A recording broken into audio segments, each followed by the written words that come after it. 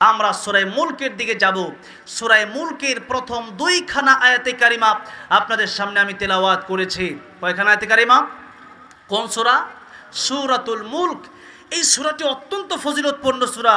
রাসূল করিম সাল্লাল্লাহু আলাইহি সাল্লাম বলেছেন, সূরা মুলক যারা প্রতি রাতে এশার নামাজের পরে তেলাওয়াত করবে, কবরের আযাব থেকে আল্লাহ রাব্বুল আলামিন তাদেরকে রক্ষা দিয়ে দিবেন। কিয়ামতের ময়দানে সূরাতুল মুলক প্রতি রাতে যারা তিলাওয়াত করবে, আল্লাহর সাথে সূরা মুলক ঝগড়া করবে ওই বান্দার জন্য যে বান্দা সূরা মুলক তিলাওয়াত করেছে। সে বান্দার অনেক গুনার কারণে যদি বান্দা জাহান্নামের দিকেও যায়, এরপরেও কোরআন শরীফের সূরা মুলক আল্লাহ রাব্বুল আলামিনের কাছে বলবেন, আল্লাহ রাব্বুল আলামিন সূরা মুলক আমি তো আপনার কালাম। আল্লাহর কোরআন কোনো মাখলুক নয়, গায়রে মাখলুক, আল্লাহর সরাসরি কথা।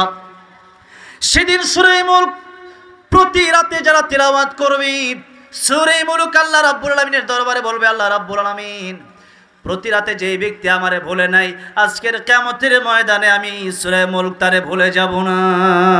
আল্লাহু আকবার।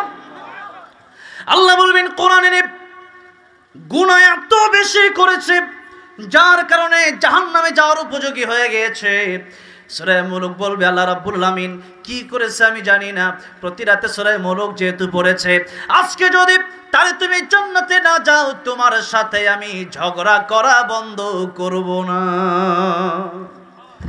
আল্লাহর কোরআন আল্লাহর সাথে ঝগড়া করার ক্ষমতা রাখে, মানে আল্লাহর কোরআন মাখলুক নয়, আল্লাহর কোরআন গায়রে মাখলুক, ডাইরেক্ট আল্লাহর কথা, আল্লাহর কালাম। যেরকম সুবহানাল্লাহ।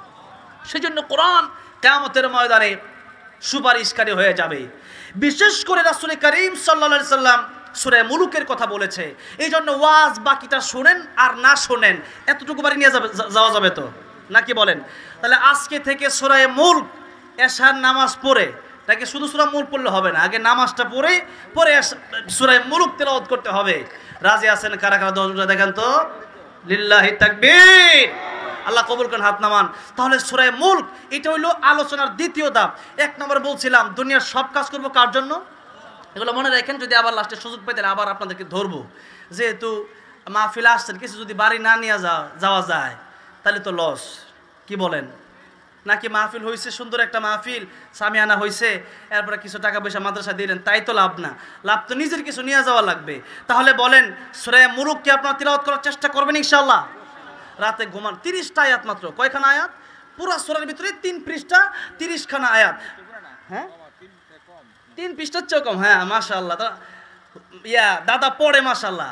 হ্যাঁ, এই জন্যই কিন্তু বলতে পারছে যে, কারণ 3 নম্বর পৃষ্ঠাতে বেশি অর্ধেক, এরপরে শুরু হয়ে গেছে সূরাতুল কলাম, নুন ওয়াল কলামি ওয়া মা ইয়াসতুরুন, ওই সূরা শুরু হয়ে গেছে।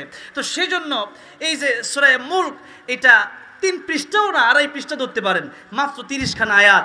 আপনি যদি প্রতিদিন প্রতি রাতে তিলাওয়াত করেন, তাহলে কিয়ামতের ময়দানে একটা সূরাই মানুষের নাজাতের জন্য যথেষ্ট হয়ে যাবে। তাহলে কিন্তু আমল আপনারা করেন না, না করলে তো বিপদ। দুনিয়া কামানো খুব কঠিন, আর আখিরাত কামানো খুব সহজ। আখিরাত কামানো খুব সহজ, কিন্তু আখিরাত বোঝা কঠিন। আখিরাত বোঝা কঠিন আর দুনিয়া বোঝা সহজ। মানুষ জানে যে ব্যবসা করবো, 2 লাখ টাকা লাগাবো, এরপরে 2 লাখ টাকা লাগানোর পরে 1 মাস পরে দেখবো যে 5 লাখ টাকা লাভ হয়ে গেছে। কিন্তু আসলেই যারা ব্যবসা করছে তাদেরকে জিজ্ঞাসা করে দেখবেন, 2 লাখ টাকা লাগালেই কি 5 লাখ টাকা 1 মাস পরে হয়ে যায়? আমি এক ব্যবসা দিয়েছি, আমারও ব্যবসা আছে ছোটোখাটো। তা আমার এক দোকান ছিল গাজীপুর বুটবাজার, আমার মাদ্রাসা, সেখানে বাচ্চারা নাস্তা খায়, সেখানে ক্যান্টিন আছে। তো প্রথমে প্রায় 2.5 লাখ টাকা দিয়ে একটা ছোটো দোকান করে দিছি। ওই দোকানে যাইতে যাইতে পরে দিই 1 লাখ নাই, 1.5 লাখ আছে 6 মাস পরে। মাঝখানে কর্মচারীর বেতন দিছি, ওইটাও আছে। তাহলে দেখেন এই যে একটা অবস্থা। ব্যবসা করলেই কিন্তু মানে মনে হয় যে 2 লাখ টাকা দা মাল কিনবো, 5 লাখ টাকা বিক্রি করবো, কিন্তু এটা এত সোজা না। এটার অনেক টেকনিক জানা লাগে। যারা ব্যবসা করতে করতে করতে করতে অনেকে দেখা গেছে মুরব্বী হয়ে গেছে, এখন এসে ব্যবসা বুঝছে। যেরকম ঠিক না বে ঠিক, এই হচ্ছে ব্যবসা। তো দুনিয়ার এই বিষয়গুলো বোঝা খুব সহজ। আপনি বুঝলেন যে এখানে ফ্যাক্টরিতে কাজ করলে পরে আমার মাসে 20,000 টাকা বেতন দিবে, কিন্তু প্রতিদিন নিয়ম মতো ডিউটিতে যাওয়া, আবার বাসায় এসে কত কাজ, এগুলো করা কি খুব সহজ না কঠিন? এরপরে পাওয়া যায় 20,000। কিন্তু দেখেন সূরা মুলক এরপরে দেখেন সুবহানাল্লাহ, আলহামদুলিল্লাহ, আল্লাহু আকবার, এক একটা ছোট্ট ছোট্ট শব্দ রাসূল করিম সাল্লাল্লাহু আলাইহি সাল্লাম বলেছেন। এগুলো সুবহানাল্লাহি ওয়া বিহামদিহি সুবহানাল্লাহিল আযীম এক একবার পড়বেন কিয়ামতের ময়দানে পুরা দুনিয়ার চাইতে বেশি বাড়ি হয়ে যাবে। এই বাক্যটা জোরে কোন সুবহানাল্লাহ। তাইলে আমরা জানি যে সুবহানাল্লাহ বললে সওয়াব আছে, কিন্তু আমরা কি করি? সুবহানাল্লাহ তো জানি, এটা কি কথাটা বুঝছেন না? সুবহানাল্লাহ তো জানি, এই ওয়াজ বা দাঁড়টা করেন, তা ওয়াজ করলে লাভ কি? কই নামাজ পড়েন, তো নামাজের ওয়াজ করলাম, পিতামাতার ওয়াজ করলাম, হ্যাঁ, সুদ ঘুষের ওয়াজ করলাম, কিন্তু পরে আর মানতে চায় না, ঠিক না বলেন? তো এই জন্য দুনিয়া বোঝা খুব সহজ, কিন্তু কামানো খুব কঠিন। একটা মানুষ সারা জীবন কামাতে কামাতে কামাতে কামাতে শেষ বয়সে গিয়ে একটু জমি কিনে একটা বাড়ি করতে পারে, ঠিক না বেঠিক বলেন? যদি হালালভাবে কামাতে চায়। আর আখিরাত কামানো খুবই সহজ। সুবহানাল্লাহ পড়বেন, দুনিয়া ভর্তি সওয়াব হবে। সুবহানাল্লাহ পড়বেন, দুনিয়া ভর্তি সওয়াব হবে। সুবহানাল্লাহি ওয়া বিহামদিহি সুবহানাল্লাহিল আযীম পড়বেন, আর মিজানের পাল্লা ভারী হবে। কিন্তু আপনি শুনতেছেন, কিন্তু এটা মানতে রাজি না। এই জন্য আখিরাত কামানো সহজ, কিন্তু এরপরও মানুষ রাজি না। কেন? যে আখিরাতে তো অনেক দূরে। আপনাদেরকে জিজ্ঞাসা করতে চাই, আসলেই কি আখিরাত দূরে না কাছে? বলেন তো, আখিরাত দূরে না কাছে? কেমন কাছে? আখিরাতটা হচ্ছে আরো 50,000 বছর পরে কিয়ামত কায়েম হবে। বিষয়টি এরকম না, বরং আল্লাহর নবী কি বলছেন? আল্লাহর নবী বলছেন কিয়ামত দুই ধরনের। মান মাতা ফাকাদ কামাত কিয়ামাতুহু, যখন যে ব্যক্তি মরে যায় সাথে সাথেই তার কিয়ামত কায়েম হয়ে যায়। এটাকে বলা হয় কিয়ামতে সুগরা। সুগরা মানে ছোট কিয়ামত। আরেকটা হবে কিয়ামতে কুবরা। ইসরাফিল আলাইহিস সালাম যেদিন সিংহায় ফুৎকার দিবেন, ওইটাকে বলা হয় কিয়ামতে কুবরা, ওইটা বড় কিয়ামত। তাহলে সমষ্টিগত কিয়ামত কায়েম হবে আরো পরে, ঠিক আছে, কিন্তু ব্যক্তিগত কিয়ামত কায়েম হইতে একটা সেকেন্ডটাও লাগতে পারে। আমি এই চেয়ারে বসেছি, উঠতে পারবো তার গ্যারান্টি নাই। আপনি ওয়াজ শুনতে আসছেন, বাড়িতে যেতে পারবেন তার কোনো গ্যারান্টি নাই। ফিরোজ শাহ গান গাচ্ছিলেন, 1 মিনিটের নাই ভরসা, সাঙ্গ হবে রং তামাশা, দম ফুরাইলে বন্ধু চক্ষু বুঝিলে। ও গানটা গাইতেছিল মানুষকে শোনানোর জন্য, কিন্তু তার খবর আমি দেখে এসেছি মিরপুর শহীদ বুদ্ধিজীবীতে। গান গাইতে গাইতে স্টেজের ভিতরেই ঢলে পড়ে গেল মৃত্যুর কোলে। মৃত্যু হয়ে গেল স্টেজের ভিতরে। এই জন্য স্টেজের ভিতরে আমি আরো যেতে পারবো এই গ্যারান্টি আমার নাই। আপনি এই জায়গায় বসে আছেন, বাড়ি যেতে পারবেন তার কোনো গ্যারান্টি নাই। এমনকি আমার নবী রাহমাতুল লিল আলামিন নবী, যে নবী এই পৃথিবীতে আল্লাহ রাব্বুল আলামিন যাকে রহমত হিসাবে পাঠালেন, যেই নবীর কাছে মালাকুল মউত আজরাইল আসলে অনুমতি লাগে। আমার নবীর যখন ইন্তেকালটা হয়েছিল, বলেন আজরাইল দরজার বাইরে থেকে অনুমতি নিছে কি নিছে না? আজরাইল দরজার বাইরে থেকেই অনুমতি নিছে। 3 বার অনুমতি নিছে। কয়বার? 3 বার। দরজার বাইরে থেকেই সালাম দিছে, আসসালামু আলাইকা ইয়া রাসূলুল্লাহ। নবীজি তখন শো অবস্থায়, প্রচণ্ড জ্বর। ফাতেমাকে বলেন, ফাতেমা দেখো তো দরজার বাইরে কি আসছে। ফাতেমা রাদিয়াল্লাহু আনহা তাকায় দেখলেন, যার মাথা 7 তবক আসমানের উপরে, আর যার 2টা পা 7 তবক জমিনের নিচে। আল্লাহু আকবার। ফাতেমা বললেন, বাবা এমন মানুষ মক্কাতে আমি কোনোদিন দেখি নাই, মদিনাতে কোনোদিন দেখি নাই, এমন মানুষ আমার জীবনে আমি কোনোদিন দেখি নাই। আমার নবীজি বললেন, ফাতিমা রে, এটা মালাকুল মউত। আও ফাতিমা, দুনিয়ার কোনো মানুষ না। ফাতিমা রাদিয়াল্লাহু আনহা বললেন, ইয়া রাসূলুল্লাহ, ইয়া হাবিবাল্লাহ, ও আমার বাবা, এমন মানুষ যদি পৃথিবীতে আমি আর না দেখে থাকি, অবশ্যই তিনি মালাকুল মউত। ও আমার বাবা, আপনি বহুদিন যাবত অসুস্থ, এই মুহূর্তে তিনি কেন আসবেন? নিশ্চয় আপনাকে নিয়ে যেতে এসেছেন। নবীজি বললেন, ফাতেমা রে, হয়তো আমাকে নিতে এসেছেন, তুমি দরজা খুলে দাও। ফাতেমা বলেন, আমি দরজা খুলবো না, আপনাকে যেতে দেব না। নবী বললেন, ফাতেমা রে, দুনিয়ার মানুষের জান যখন কবজ করে, দুনিয়ার মানুষের জান কবজ করার সময় অনুমতি নেয় না। আমার কাছে এসেছে, আমি রাহমাতুল লিল আলামিন, এই জন্য আমার কাছে মালাকুল মউত আজরাইল অনুমতি চায়। আল্লাহু আকবার। নবীজি বললেন, ফাতেমা দরজা খুলে দাও। ফাতেমা দরজা খুলে দিলেন। নবীজির কাছে মালাকুল মউত এসে আবার অনুমতি চাইলেন, ইয়া রাসূলুল্লাহ, ইয়া হাবিবাল্লাহ, আল্লাহ রাব্বুল আলামিন আমাকে পাঠিয়েছেন, এখন আপনি যাবেন কি যাবেন না? আপনি যদি বলতেন সুবহানাল্লাহ, নবীজি বলতেছেন এখনো তোমাকে অনুমতি দেব না হাত্তা ইয়াতিয়ানি জিবরাইল, জিবরাইল যতক্ষণ পর্যন্ত আমার কাছে না আসবে ততক্ষণ পর্যন্ত পরামর্শ ছাড়া তোমার অনুমতি দিব না। পরামর্শ বিরাট গুরুত্বপূর্ণ জিনিস। পরামর্শ ছাড়া কাজ করলেই ধরা। কোরআন শরীফে পরামর্শ নামে একটা সূরা আছে, সুবহানাল্লাহ। স্বয়ং আল্লাহ রাব্বুল আলামিন যখন মানুষ বানাবেন তখন ফেরেশতার সাথে পরামর্শ করছিলেন কি করছিলেন না? করছে। তাহলে আল্লাহ পরামর্শ করছে, আল্লাহর কি পরামর্শ করার দরকার আছে? নাই। এরপর আল্লাহ পরামর্শ করছে, বুঝালেন যে তোমরাও যে কোনো কাজ করবা পরামর্শ করে করো, তাইলে বরকত হবে। কি হবে? মনে করেন পরামর্শ করে একটা কাজ করছেন, এরপর ওই কাজে আপনি ধরা খাইছেন, লস খাইছেন, এটাই বরকত। কারণ ওইটা লাভ হইলে আপনি কোনো না কোনো বিপদে পড়তেন, আল্লাহ আপনারে বাঁচায় দিছে। তাহলে পরামর্শ করার দরকার আছে না নাই? বড়দের সাথে পরামর্শ করে কাজ করলে ওইটার বরকত হয়। এবার নবীজি বললেন হাত্তা ইয়াতিয়ানি জিবরাইল, জিবরাইল আসুক, এরপরে আমি তোমাকে বলবো আমি কি আরো বাঁচতে চাই নাকি যেতে চাই। জিবরাইল আমিন আসলেন, সাথে সাথে চলে আসলেন।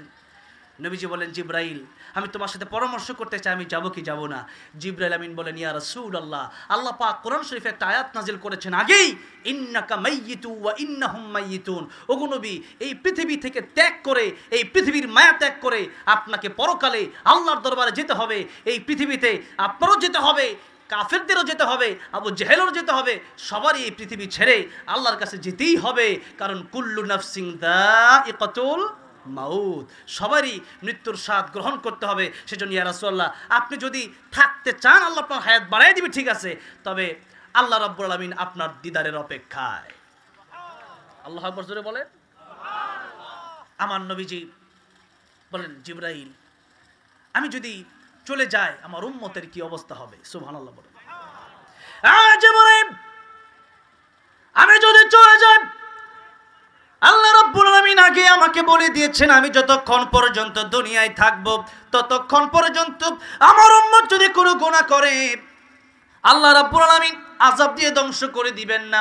আমি যদি চলে যাই আমার উম্মতকে আল্লাহ রাব্বুল আলামিন আযাব দিয়ে যদি ধ্বংস করে দেয়, কারণ পূর্ববর্তী নবী রাসূলদের উম্মতদেরকে আল্লাহ ছোট্ট ছোট্ট গুনার কারণে আযাব দিয়ে ধ্বংস করে দিয়েছে।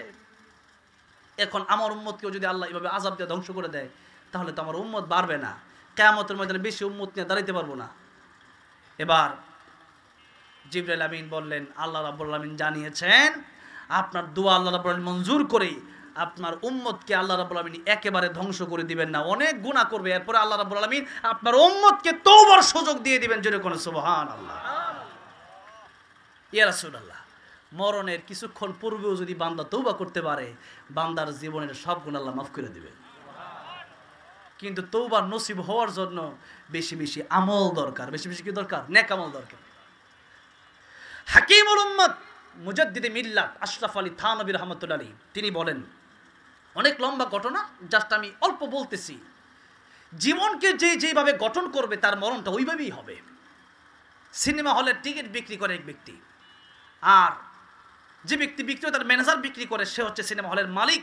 প্রতিদিন বিকেলে গিয়ে জিজ্ঞেস করতো টিকিট কিতনি বেচি হই হাই, টিকিট কত বিক্রি করছো, আর কিতনে রাহা গয়া, আর কত টিকিট বাকি আছে, টিকিট কয়টা বিক্রি করছো সিনেমা হলের টিকিট, আর কয়টা টিকিট বাকি আছে বলো।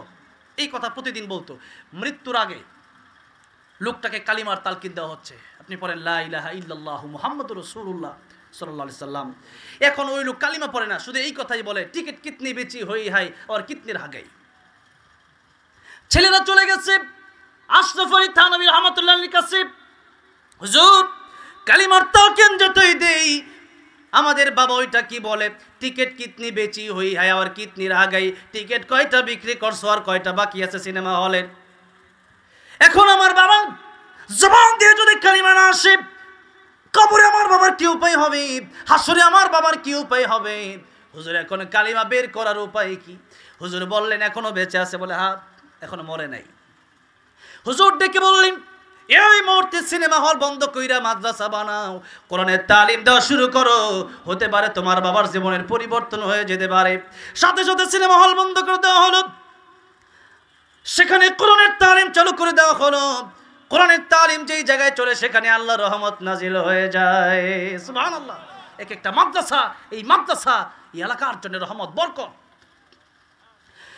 আশরাফ আলী থানভী রাহমাতুল্লাহ আলাইহি বললেন, সিনেমা হল বন্ধ করে যেহেতু মাদ্রাসা বানায় দিছু, কোরআনের তালিম যেহেতু শুরু হয়ে গেছে, এবার কালিমার তালিম দাও। কালিমার তালিম যেই মাত্র দিল এমনি শুরু হয়ে গেল, লা ইলাহা ইল্লাল্লাহু মুহাম্মাদুর রাসূলুল্লাহ সাল্লাল্লাহু আলাইহি সাল্লাম। কালিমা বের হয়ে গেল। জীবন যেভাবে কাটবে ওভাবে আপনার মরণ হবে, সে কথা চিন্তা করে জীবনটা ভালোভাবে পার করতে হবে। জীবনটাকে আল্লাহর রাস্তায় ব্যয় করতে হবে। জীবনের সময়টুকু আল্লাহর রাস্তায় দিতে হবে। এই সময় আমাদেরকে দান করেছেন কে? আল্লাহ। সামনে আসতেছে কথা, আপনাদের কষ্ট হচ্ছে? গরমের সময় একটু কষ্ট হয়তো হচ্ছে আপনাদের। তারপর আমি বেশিক্ষণ সময় লম্বা করব না। আমি যে কথাগুলো বলছিলাম যে আল্লাহ নবী সাল্লাল্লাহু আলাইহি সাল্লামের কাছে মালাকুল মাউত 3 বার অনুমতি নিলেন। এরপরে উম্মতের ফায়সালা শেষ হওয়ার পরে অনেক লম্বা ঘটনা, আল্লাহ নবীর কাছে আবার অনুমতি নিলেন। এই যে 3 বার, একবার নিল দরজার বাইরে থেকে, আরেকবার নিল জিবরাইল আমিন আসার আগে, আরেকবার নিল মৃত্যুর ঠিক আগে। এই যে 3 বার অনুমতি নিল। 3 বার অনুমতি নেওয়ার পর রাসূলুল্লাহ সাল্লাল্লাহু আলাইহি ওয়াসাল্লামের জান কবজ করা হলো। তো রাসূলুল্লাহ সাল্লাল্লাহু আলাইহি ওয়াসাল্লামের জান যখন কবজ করা হলো, মালাকুল মাউত 3 বার অনুমতি নিলেন। সেই নবী কি বলছেন শুনেন। সেই নবী বলছেন, আমার সাহাবীরা, নামাজের পরে আমি নবীজি ডান দিকে সালাম ফেরায়া বাম দিকে সালাম ফেরাবো, এই গ্যারান্টিও তোমাদেরকে আমি দিতে পারবো না। ডান দিকে সালাম ফিরায়া বাম দিকে সালাম ফিরাতে পারি কিনা এই গ্যারান্টি তোমাদেরকে আমি দিতে পারবো না। কথাটা কি সাধারণ কোনো মানুষের নাকি রহমাতুল লিল আলামিন নবীর? জোরে বলেন। আল্লাহ আল্লাহর ব্যাপারে বললেন আলহামদুলিল্লাহি রাব্বিল আলামিন। আর আমার নবীর ব্যাপারে আল্লাহ বললেন, ওয়া মা আরসালনাকা ইল্লা রাহমাতাল লিল আলামিন। তাহলে আল্লাহর নবী রাহমাতুল লিল আলামিন যিনি, তিনিও যেহেতু বললেন যে আমি একবার সালাম ফিরাই দ্বিতীয়বার ফিরাতে পারবো কিনা এই গ্যারান্টি নাই, বলেন তা আমাদের কি কোনো গ্যারান্টি আছে জীবনের? বলেন আছে জীবনের গ্যারান্টি? সূরা মুলুক প্রতিদিন তিলাওয়াত করলে পরে কবর আযাব থেকে আল্লাহ রেহাই দিয়ে দিবেন।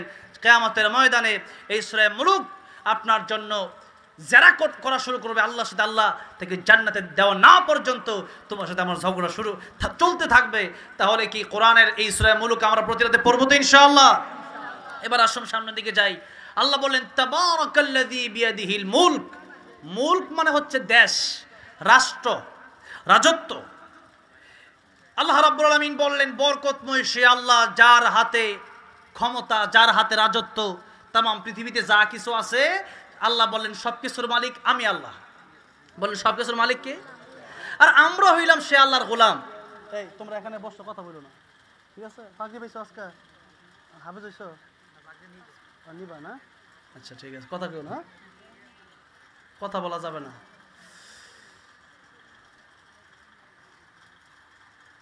আল্লাহ রাব্বুল আলামিন বললেন এই পৃথিবীতে যা কিছু আছে সব কিছুর মালিক আমি আল্লাহ, আর আমরা গোলাম। আমরা কি বলেন? আমরা কি গোলাম? এখন বলেন গোলাম যদি ভাবটা ধরে মালিকের মতো তাহলে কি হয়? গোলাম থাকবে গোলামের মতো, মালিক থাকবে মালিকের মতো। আল্লাহ রাব্বুল আলামিন বললেন আমি আল্লাহ রাব্বুল আলামিন যেহেতু মালিক আর তোমরা যেহেতু গোলাম, তাহলে এই গোলামির খাতায় তোমাদের নাম লেখাতে হবে, গোলামের মতো থাকতে হবে। আর যদি গোলাম নিজেকে মালিক মনে করে, যেমন ফেরাউন, যেমন নমরুদ, যেমন কারুন, তারা নিজেদেরকে মালিক মনে করেছে। শুধু তাই না, রাব্বুকুমুল আলা বলেছে ফেরাউন। এই যে মালিক মনে করছে, আল্লাহ রাব্বুল আলামিন পানিতে ডুবায় ধ্বংস করে দিছে। আবার নমরুদকে লেংরা মশা দিয়ে ধ্বংস করে দিয়েছে। তাহলে গোলাম সে নিজেকে মালিক মনে করতে পারবে না। কারণ এই যে জমিনে আপনারা বসে আছেন, বলেন তো এইটা কি কারো বাপ দাদার বানানো সম্পত্তি? অবশ্যই হয়তো আপনি, আপনার বাবা এখানে জন্মগ্রহণ করেছেন, এলাকা ভিত্তিক, সমাজ ভিত্তিক আপনি সম্পদ পাইছেন। কিন্তু বলেন তো এই যে এই মাটি অথবা মনে করেন এই গাছগাছালি, এগুলো কি পৃথিবীর কোনো মানুষ বানাইছে না আল্লাহ বানাইছে?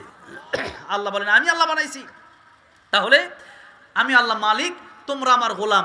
গোলামি করবা জান্নাতে যাবা, গোলামি করবা না মালিক হয়ে যাবা কিয়ামতের ময়দানে আমি আল্লাহর প্রশ্ন থাকবে। কি প্রশ্ন? আল্লাহ বলছেন কিয়ামতের ময়দানে আল্লাহ ডাক দেবেন, লিমানিল মুলকুল ইয়াউম লিল্লাহিল ওয়াহিদিল কাহ্হার। কিয়ামতের ময়দানে আল্লাহ তাআলা ডাক দিবেন, আজকের রাজত্ব কার? আল্লাহ নিজেই উত্তর দিবেন, কারণ উত্তর দেওয়ার মতো কেউ নাই, সবাই মরা। সবাই কি মরা? উত্তর দিবে কে? আল্লাহ নিজেই বলবেন লিল্লাহ, আজকে ক্ষমতা আমি আল্লাহর। কিন্তু আল্লাহ বলবেন ওয়াহিদিল কাহ্হার, আল্লাহ বলবেন আজকে আমি আল্লাহই কেবলমাত্র ক্ষমতা, আমি আল্লাহই কেবলমাত্র মালিক আর কাহ্হার। আজকে আমি আল্লাহ অনেক শক্ত করে পৃথিবীর এই যেই মানুষগুলো মালিক দাবি করে চালাবো। আইনে ফেরাউন, ফেরাউন কোথায়? আইনে নমরুদ, নমরুদ কোথায়? আইনে কারুন, কারুন কোথায়? এক এক করে সবাইকে আল্লাহ রাব্বুল আলামিন ধরবেন। যারা পৃথিবীতে ক্ষমতা পাওয়ার পরে যারা নিজেকে মালিক মনে করেছে, পৃথিবীতে ক্ষমতা পাওয়ার পরে যারা তাগুত হয়ে গেছে, পৃথিবীতে ক্ষমতা পাওয়ার পরে আল্লাহর আইন বাদ দিয়ে যারা পৃথিবীতে নিজের আইন কায়েম করতে চেয়েছে, আল্লাহ রাব্বুল আলামিন প্রত্যেককে সেদিন ডাক দিয়ে জিজ্ঞাসা করবেন, তোমার সেই রাজত্ব আজ কোথায়? কোনো জবাব থাকবে সেদিন? থাকবে না। সেজন্য দুনিয়ায় যারা গোলামের মতো থাকবে যে আমি গোলাম, আমি মালিক নয়, কিয়ামতের ময়দানে আল্লাহ তাদেরকে কিভাবে ডাক দিবেন? একদিকে ডাক দিবেন নাফরমানগুলোকে, আরেকদিকে আল্লাহ ডাক দিবেন সত্যিকারের গোলাম যারা ছিল, সত্যিকারের বান্দা যারা ছিল, সত্যিকারের আবেদ যারা ছিল। আল্লাহ বলবেন ইয়া আইয়াতুহান নাফসুল মুতমাইন্না ইরজিই ইলা রাব্বিকি রাদিয়াতাম মারদিয়া فادخلي في عبادي وادخلي جنتي। আল্লাহ সেদিন ভালো মানুষগুলোকে ডেকে বলবেন ফাদখুলি ফি ইবাদি, গোলামদের মধ্যে দাখিল হও, সত্যিকারের গোলাম যারা, ওয়াদখুলি ফাদখুলি ফি ইবাদি ওয়াদখুলি জান্নাতি।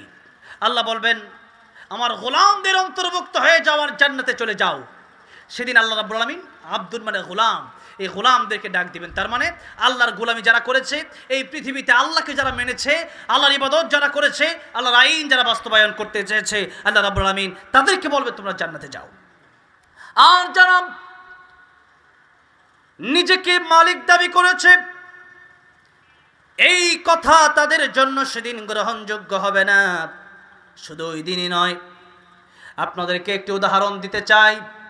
বাংলাদেশের কোনো হুজুর অথবা কোনো আলোচক, কোনো স্কলার, কোনো ইমাম খতিব যদি সরকার বিরোধী কথা বলতো এতদিন, এখন তো আর নির্বাচিত সরকারই নাই, কথা মানে যারা নির্বাচন করছে এটা তো ধরা হয় না।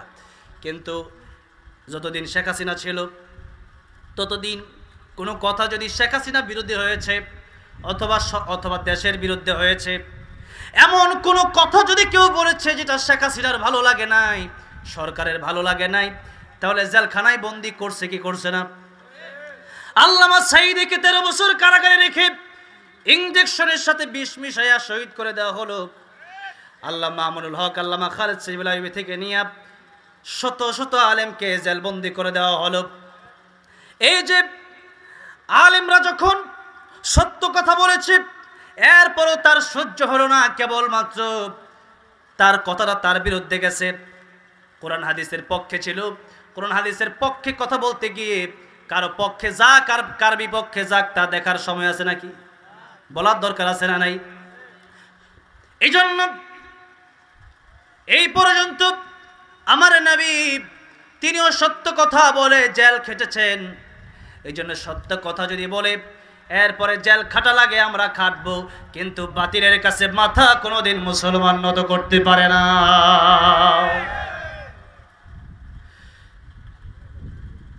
একটা দেশের সরকার যেমন নাকি কেউ যদি দেশদ্রোহী কথা বলে, কেউ যদি রাজাকার হয়ে যায়, তখন যদি কাউকে জেলে নেয় অথবা অনেক লোককে আবার দেশ থেকে বের করে দিত, যেমন মিজানুর রহমান আজহারি সহ অনেককেই দেশ থেকে সিস্টেম করে বের করা হয়েছে। কাজী ইব্রাহিম সাহেবকেও এই যে বের করে দেওয়া হলো দেশ থেকে, কেন বের করা হয়েছে তাদের কাছে ভালো না, অথবা তাদের কাছে মনে হয়েছে তারা রাষ্ট্রদ্রোহী কথা বলে।